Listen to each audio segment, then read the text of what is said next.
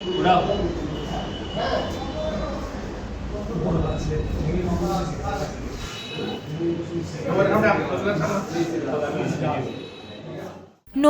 চৌমুহনী বাজারে আবাসিক ৩টি হোটেলে অভিযান চালিয়ে ১৪ জনকে আটক করেছে জেলা গোয়েন্দা পুলিশ। বৃহস্পতিবার দুপুরে চৌমুহনী বাজারের ডালিয়া মার্কেটের ৫ম তলায় অবস্থিত হোটেল রাজ, ঢাকা হোটেল ও 7 হোটেলে ঘণ্টাব্যাপী এই অভিযান পরিচালনা করা হয়। আটককৃতদের মধ্যে ৭ জন নারী ও ৭ জন পুরুষ রয়েছেন। তবে তাৎক্ষণিকভাবে তাদের নাম পরিচয় প্রকাশ করতে পারেনি পুলিশ ও স্থানীয়রা জানায়, দীর্ঘদিন ধরে হোটেলটিতে অনৈতিক কর্মকাণ্ড চলার অভিযোগ করে আসছিল স্থানীয়রা। এসব অভিযোগের ভিত্তিতে বৃহস্পতিবার দুপুরে জেলা গোয়েন্দা পুলিশ সেখানে অভিযান চালায়।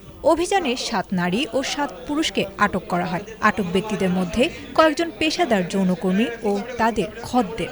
এছাড়া অবৈধ সম্পর্কের সূত্রে কয়েকজন নারী পুরুষ সেখানে অবস্থান করছিলেন বলেও অভিযোগ রয়েছে। অভিযানের পর তাদের ডিবি কার্যালয়ে নেওয়া হয়।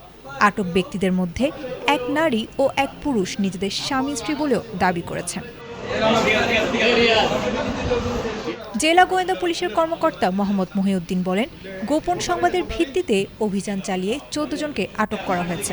তাদের মধ্যে কিছু দেহ ব্যবসার সঙ্গে জড়িত এবং কিছু পরকীয়া সম্পর্কের সূত্রে সেখানে অবস্থান করছিল। বিষয়টি নিশ্চিত করে জেলা অতিরিক্ত পুলিশ সুপার আবু তৈয়ব মোহাম্মদ আরিফ হোসেন জানান, বিষয়টি তদন্ত করে প্রয়োজনীয় আইনগত ব্যবস্থা নেওয়া হচ্ছে। এ অভিযান অব্যাহত থাকবে।